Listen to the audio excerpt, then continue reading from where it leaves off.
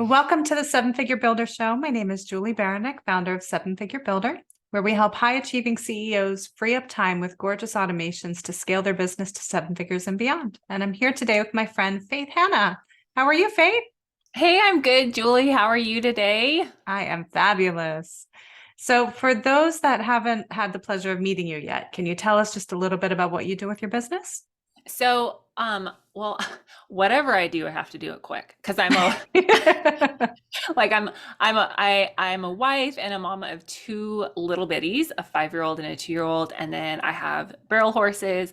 I help in church. We help lead worship. I'm homeschooling. So what I do in business has to be very efficient, very effective, and for the most part, my business could be summed up as an SEO and copywriting business. So I've got just three branches, basically like 1 hour consulting calls. And then I have a course teaching people how to market their business online using organic marketing. And then I have like a done for you side with copywriting and SEO. But that's pretty much me. I try to simplify everything and put it in normal human terms so that our brains can understand SEO and copywriting and marketing without feeling like we want to bang our heads against the wall. Yeah, totally. And for most people, I think SEO is a big, scary mess, right? Like we don't know Mhm. what happens behind the scenes. It's some magical thing that Google does as far as rankings. Mhm. Can you just explain in human terms what is it, and how can people use it?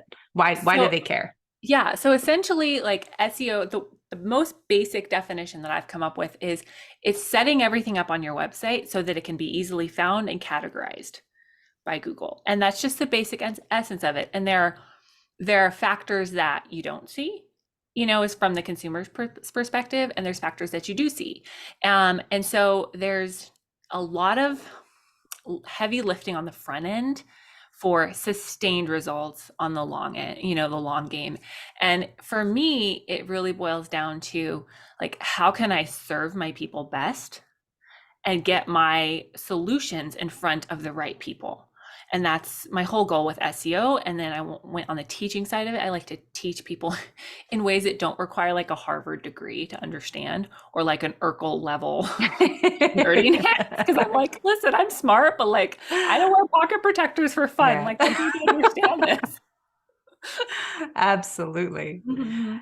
So would you say with SEO, is it more a short-term plan or a long-term plan? Both, but more long term. Let's be real. Like the short term plan is booty shaking on Instagram.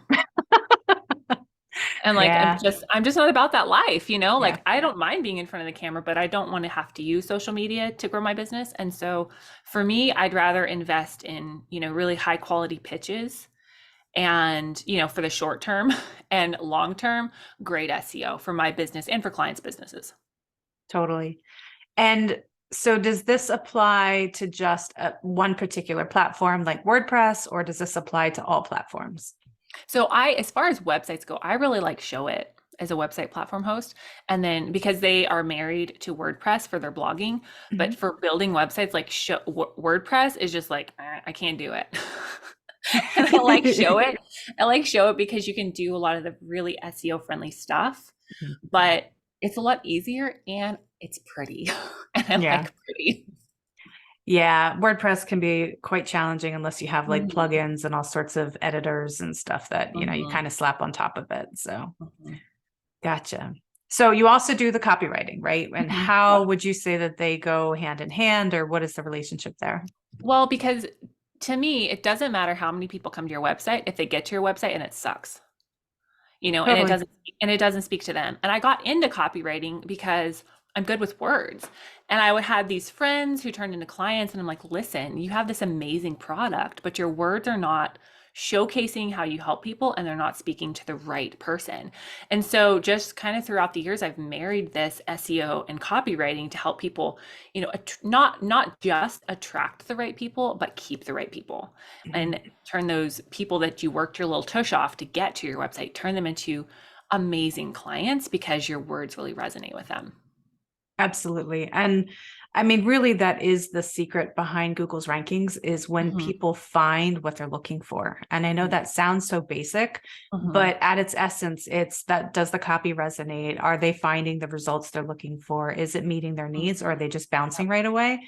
Because that's what's going to get you those higher rankings in Right. Google. So, Right. And it was so funny when that August 2022 update came out and they're like, stop writing like a robot. I'm like, listen, y'all, you should have never been writing like a robot. yeah, I mean, robots might get you found, but robots aren't paying the bills. You right. know, people are. Like you're here to serve people. So ultimately, all of your content, all of your copy, everything that you do in business should be about serving people Mhm. and serving your people. And so if SEO is just a tool to get you there, like let's use it, y'all. Like quit ignoring it. Like I know it's scary and it's intimidating and there's definitions out there that make no sense, but it is a tool. It's just a tool to help you serve your people.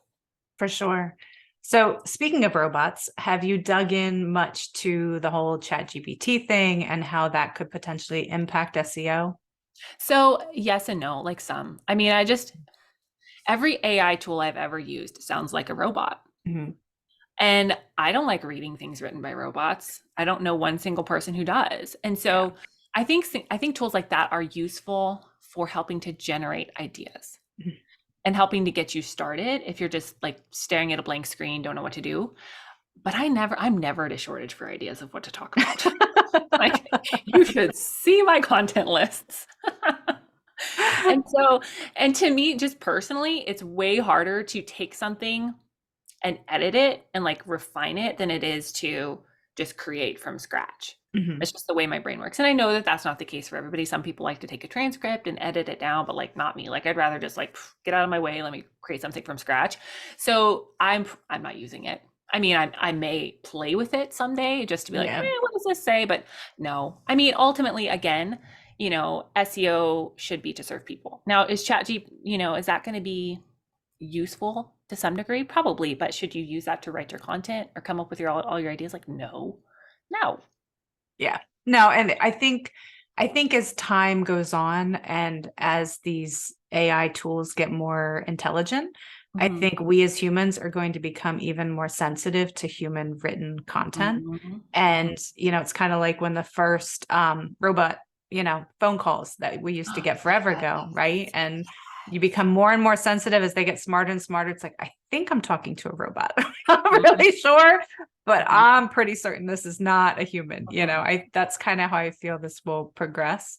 Mhm. Where right now, yeah, you can usually tell it's pretty techy. Like personally, I like to use Jasper as one of the tools. I don't use Mhm. ChatGPT, but I like Mhm. Jasper just to like, give me those ideas. Mhm. Mhm. But I find I am not a copywriting queen. So I love people like you because like I love to, have people help with copy, but Mhm. I find personally I do better transcribing. So Mhm. I can get my personal voice out better Mhm. when I'm transcribing than when I'm writing. So Yeah. that's been kind of a tip that I found that helps me because Mhm. that is not my strength. Yeah. But would you say that even as a verbal processor, it's easier for you to just create verbally from scratch? Yeah. Yeah. Yeah. Yeah, it's when I'm I writing that like my brain tries to organize it too much kind of before. Oh. So I kind of get stuck sometime with writer's block. Yeah, yeah, that's funny. And it's to me like one of the most fascinating things about business is, you have your God-given strengths and your gifts, and your brain made exactly like it is, and you have something very particular and very, amazing to offer the world that is different than me, and is different than the girl down the street. And so it's just so fun to see how like everybody's strengths can play together and, just be a blessing.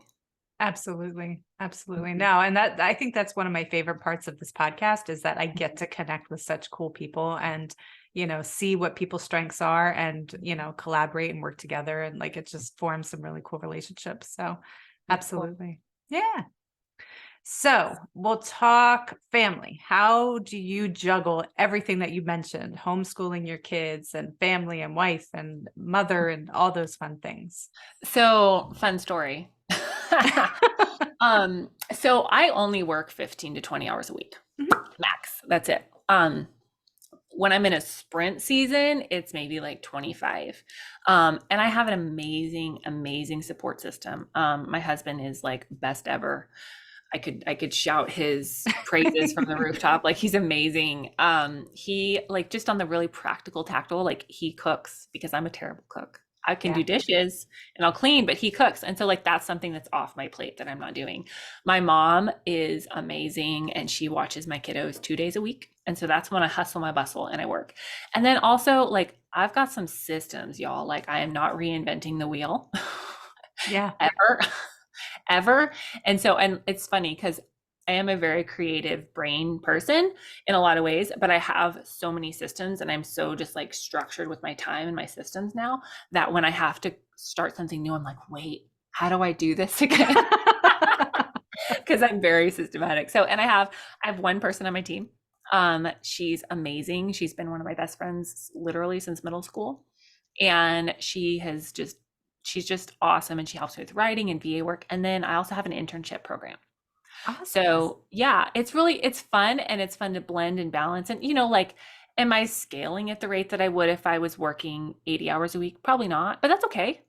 Yeah. I want my business to serve my life, not my life to serve my business. So we are in church at least once a week, serving there, which is so fun. My kiddos are like very excited and involved there.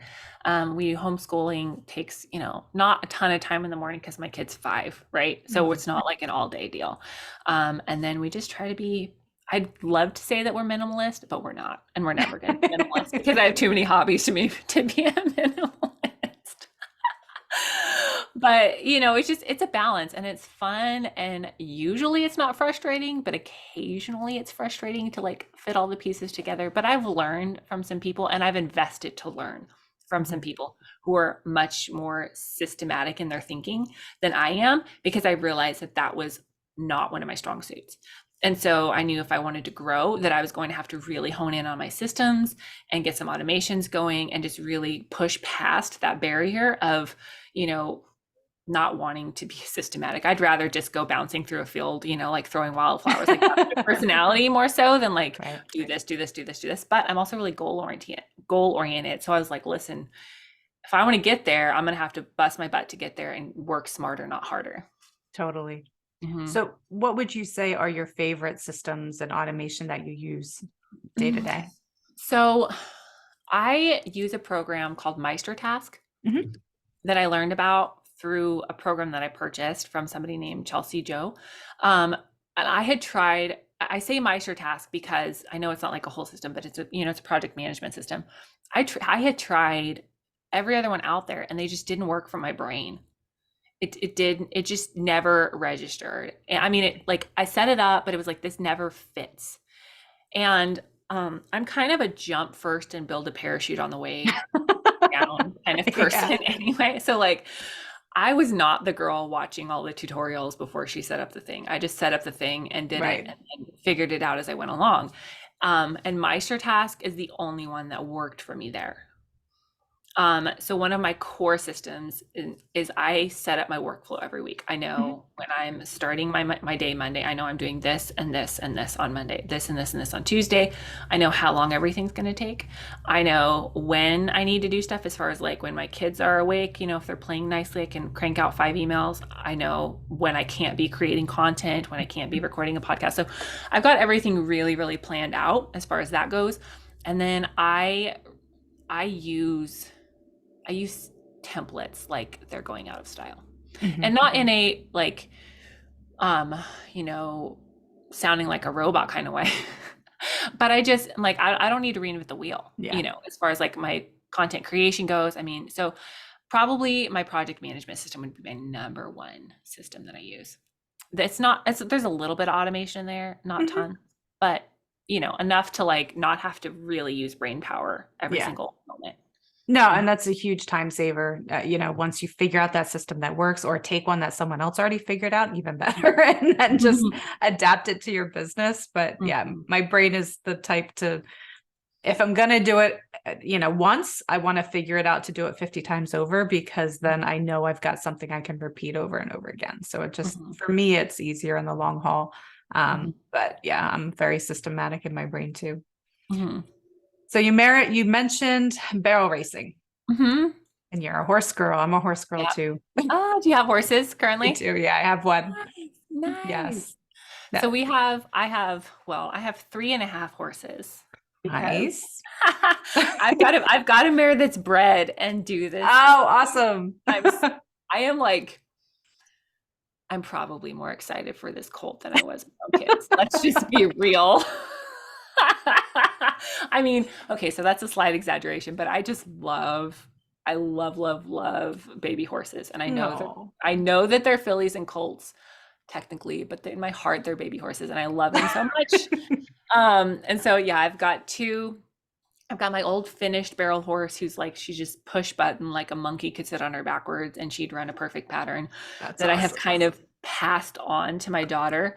Um, and then I've got what should we call her? A rehab project is a nice word. She has a list of quirks longer than my arm. She's special. I'll put it that way. She's special. I've got her, she's pretty much a finished barrel horse. She just needs me to ride her. She likes me and that's about it. And then I have my broodmare I got her just kind of in a weird dispersal deal, hoping that I could take her and get her legged up and run her and sell her. But she's got a knee that kind of hurts her a little bit, so she can't run Oh. anymore. But she's bred really well. And so I was like, you know what, let's get a baby out of the deal. So we've got a bun in the oven in my little horse, and she's just the cutest little pregnant mare that ever was. She's just happy as can be pregnant. So That's awesome. yeah.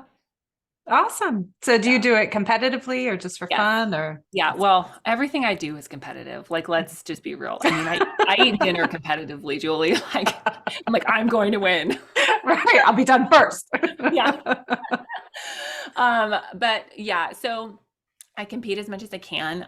Right now, I'm just honestly in a building season with my business. So I'm like, listen, I can bust my little tush for 15, 20 hours a week in the cracks here and build a really successful business. And then, maybe afford a really nice barrel horse in a few years.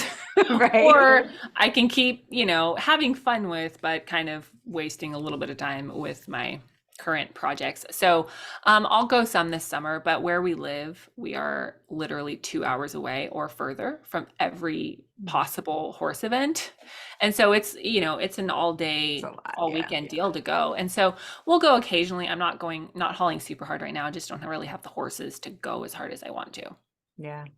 Mhm. That's awesome. Yeah, And do I you barrel had race? What do you do? I ride for pleasure. That and I do liberty training. So those have been my fun. Nice. But yeah, I have a Palomino quarter horse. His name is Simba and he's my buddy. I love it.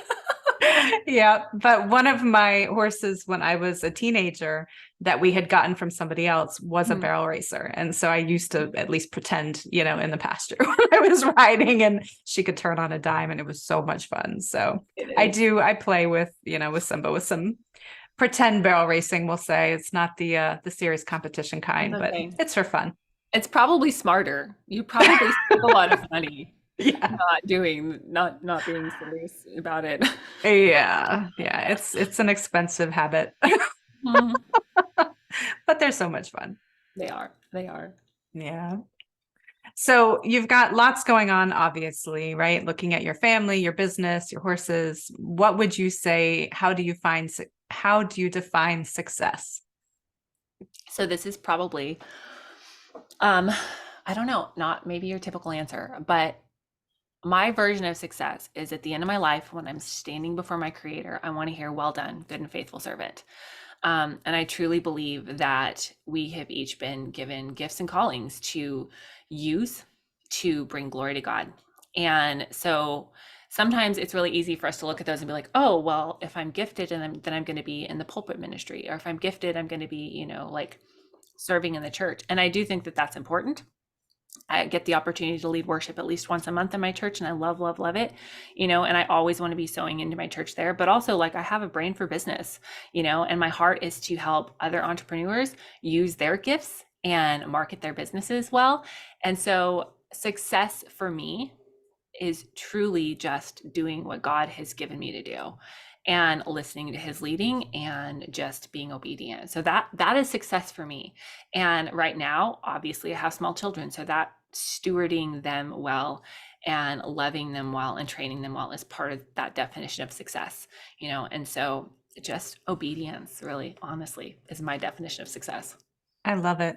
That's awesome. Yeah, my faith is to my core, so I definitely appreciate where you're coming from, and it's part of everything I do. So I love that. yeah, that's awesome. Very cool. So what can people expect from you next? You've got lots going on with your course, your all the services that you provide. Well, gosh, if I knew, I would tell you. Right now, I'm just like head down being faithful. So, I've got my podcast and I love, love, love doing that so much. And then I have the coaching aspect of my business. I busted my little tuchus to create a course and release that January 5th. And so I just really want to nurture those.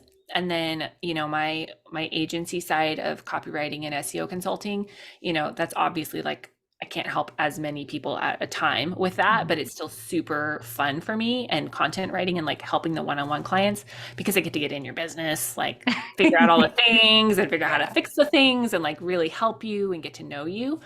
So honestly, like I'm just head down doing those things. Like I'm constantly learning more about SEO and how to capitalize on that and how to help people simplify their online lives with really strategic SEO application, and what they actually need to do versus what they don't need to do. But I'm just kind of head down, like doing those things. Like if there's something new on the horizon, I don't know about it yet. Well, and that's pretty smart to just work with what you got and, get the word out and get people coming in, which, speaking of which, how can people find you? Where can they, how can listeners support you in your work? So really my podcast is probably the most fun way. And it is simple SEO and marketing. And then my website is faithhanan.com. And all the things are on there. And my podcast is probably the best way to hear from me. I'm not active on social media. Ain't nobody got time for that right now. So my podcast, and that's just the best way, probably. Awesome. And we'll have all the links below. Cool. So if you had the attention of the whole world for 5 minutes, what would you tell them? Well, first of all, I would tell them that Jesus loves them and that they matter, and that, the gift and the calling that God gave them is not by accident, that you can do something that literally nobody else can do like you do it. And so for you to lean into the Creator and lean into your gifting, you're going to find more fulfillment and more peace into leaning into Him and how He created you to function, than any other way, and then to take that gift and use that gift in the marketplace to serve people is so fun. It is so fun. It's challenging, but when you know that it's something that you've been gifted to do and you're really leaning into God and how to do it, it's like you have your own personal business coach who created the world. It's like, oh, okay, God, like you figured out kookaburra. I'm pretty sure you can help me figure out my business. Like, right. You knew a kangaroo would need a pouch. You can help me figure this out. Like, exactly. So just really to lean. If I could tell the whole world something in 5 minutes, that would be it.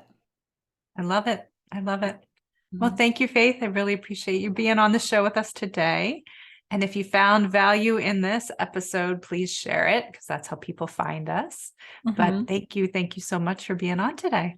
Well, thank you, Julie. I appreciate it so much. And I hope you get some nice sunshine, warm days to go ride Simba and, continue helping people with their systems and their automations, because it's so, so needed, especially people with brains like mine that would rather bounce around a field and wildflowers.